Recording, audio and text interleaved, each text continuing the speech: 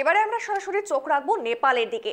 আমরা জানি বিগত দিনে একেবারে উত্তপ্ত পরিস্থিতি তৈরি হয়েছিল নেপালের সমগ্র এলাকায় এবং অবশেষে অন্তর্বর্তীকালীন সরকার তৈরি হলো। সুশীলা কার্কি যিনি প্রধানমন্ত্রীর পদে বসলেন। তবে ইতিমধ্যেই যেই ছবি, কারণ দেখা যাচ্ছে খানিকটা শান্ত হবার পথেই কিন্তু নেপালের সেই সমস্ত জায়গা, কারণ ইতিমধ্যেই কিন্তু পরিস্থিতি খানিকটা শান্ত বলে মনে করা হচ্ছে এবং সেখানেই একদম গ্রাউন্ড জিরো থেকে আমাদের প্রতিনিধি রয়েছে রুহুল। সেখানকার ছবি কি এখন? তুমি রয়েছো নেপালের বিরাটনগরে। কিছুদিন আগেই যে উত্তপ্ত পরিস্থিতি হয়েছিল, এই মুহূর্তে কতটা শান্ত বা এই মুহূর্তের কি ছবি? দেখো অভিনন্দা, আজকে সকালেই কিন্তু ভারতের সীমানা পেরিয়ে আমরা কিন্তু আন্তর্জাতিক সীমানার নেপালের বিরাটনগর শহরে কিন্তু এসে পৌঁছেছি এবং নেপালের বিরাটনগরে সার্বিক সারাদিন কিন্তু আজকে আমরা ঘুরেছি এবং নেপালের যারা নাগরিক তাদের সাথে কথা বলেছি এবং জেনজির যে ধ্বংসনাত্মক যে আন্দোলন, সেই ধ্বংসনাত্মক আন্দোলনের ফলে জলজীর্ণ হয়ে উঠেছে নেপালের বিরাটনগর সহ নেপালের একাধিক অঞ্চল। এবং তার পাশাপাশি তোমাকে জানিয়ে রাখবো, নেপালের একটি শপিং মল, যে শপিং মলের নাম হচ্ছে ভাট ভাটেনি, সেই শপিং মলকে কিন্তু অগ্নিসংযোগ করা হয়েছিল আন্দোলনকারীদের তরফে এবং সেই আন্দোলনের সময় যে আগুন জ্বালিয়ে দেওয়া হয় সেটা বিগত 5 দিন হয়ে গেল। এখনও পর্যন্ত সেই যে শপিং মল সেখান থেকে কালো ধোঁয়ায় কিন্তু এই নেপালের বিরাটনগর শহর কিন্তু ঢেকে যাচ্ছে এবং আমরা লক্ষ্য করে দেখলাম যে আজকে সেখানে উপস্থিত হয়েছে নেপাল পুলিশের পাশাপাশি নেপালের ফায়ার ব্রিগেডের টিম। তারা কিন্তু সেই আগুন নেভানোর চেষ্টা করতে, অর্থাৎ কতটা ভয়াবহ দৃশ্য দেখেছে নেপালবাসী, নেপালের এই বিরাটনগর অঞ্চলের মানুষরা, তারা কিন্তু দেখেছেন একেবারে কিভাবে অগ্নিসংযোগ করে দেওয়া হলো একটি বহুতল 5 তলা বহুতল নির্মিত একটি শপিং মল। সেই শপিং মলের এখনও পর্যন্ত কালো ধোঁয়ায় কিন্তু মুড়ে ফেলা হচ্ছে গোটা এলাকায় এবং এখনও কিন্তু আগুনের অগ্নিশিখা কিন্তু সেখানে রয়েছে এবং সেটিকেই নিভানোর চেষ্টা চালাচ্ছেন এখানকার নেপাল পুলিশ। সাধারণ মানুষরা কি বলছে, তারা কতটা আতঙ্কিত রয়েছে ইতিমধ্যে? দেখো এখনও পর্যন্ত পরিস্থিতি কিন্তু স্বাভাবিক ছন্দে ফেরার চেষ্টা করছে নেপাল এবং নেপালের যে সমস্ত মানুষ তারা কিন্তু আশাবাদী যে আগামী দিনে সুশীলা কার্কি, যিনি বর্তমানে প্রধানমন্ত্রীর অন্তর্বর্তী সরকারের দায়িত্ব গ্রহণ করেছেন, তিনি নেপালকে সামলে তুলবেন এবং ভারতের সাথে যে নেপালের যে বন্ধুত্বপূর্ণ যে একটা সম্পর্ক রয়েছে সেই সম্পর্কের দিকেও কিন্তু আশাবাদী রয়েছেন এখানকার বাসিন্দারা এবং অতি দ্রুত যাতে এই বর্ডার, অর্থাৎ যোগবানী, বিহারের যোগবানী বর্ডার, যে বর্ডার কিন্তু সংযোগ করে নেপালের বিরাটনগর শহরকে, সেই বর্ডারও খুলে দেওয়ার কিন্তু আশাবাদী রয়েছেন এলাকার মানুষজনেরা। কারণ একেবারে নির্ভরশীল কিন্তু এখানকার মানুষ, কারণ নেপালের সাধারণ মানুষের যে পণ্য এবং খাওয়া দাওয়ার সামগ্রী সেটা কিন্তু বিহারের যোগবানী বর্ডার, অর্থাৎ ভারতের শেষ সীমান্ত, সেখান থেকে আসা যাওয়া হয়। এখন পর্যন্ত সেই সীমানা কিন্তু বন্ধ করে রাখা হয়েছে, অর্থাৎ সাধারণ মানুষের যাতায়াত শুধু রয়েছে এবং সমস্ত কিন্তু কড়া নজরদারির উপরে কিন্তু যাওয়া আসা হচ্ছে। অর্থাৎ নেপাল পুলিশ যেমনটা নথিপত্র যাচাই করে নেপালের মানুষকে ভারতে প্রবেশ করছে,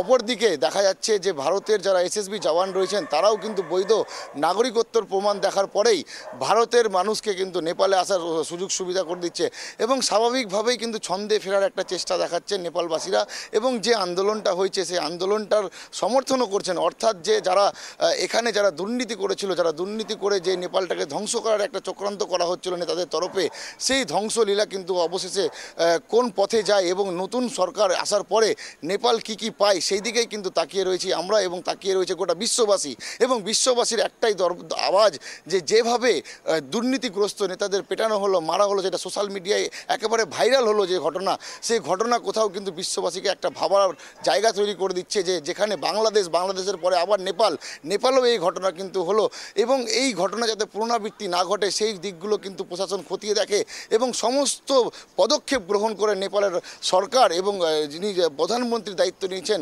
সুশীলা কার্কি, তার উপর কিন্তু আস্থা রেখেই কিন্তু নতুন করে নতুন জীবনযাপন একটা আলোর দিশা দেখছে নেপালবাসীরা। অভিনন্দা।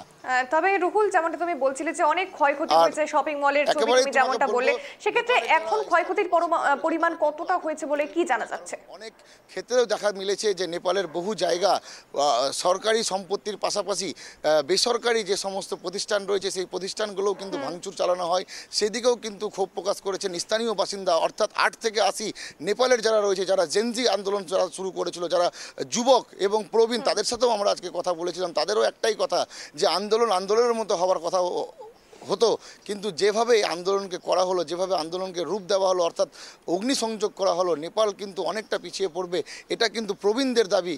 এই নেপালকে ছন্দে ফিরাতে এই যে এলাকায় আমরা রয়েছি, নেপালের বিরাট বিরাটনগর এই এলাকার কিন্তু মানুষ, তোমাকে বলবো এখন পর্যন্ত রাস্তাঘাট কিন্তু সেই রকম পরিষ্কার নেই। অর্থাৎ মানুষরা কিন্তু সাধারণ যারা মানুষ তারা কিন্তু বাড়ির ভেতরেই রয়েছে।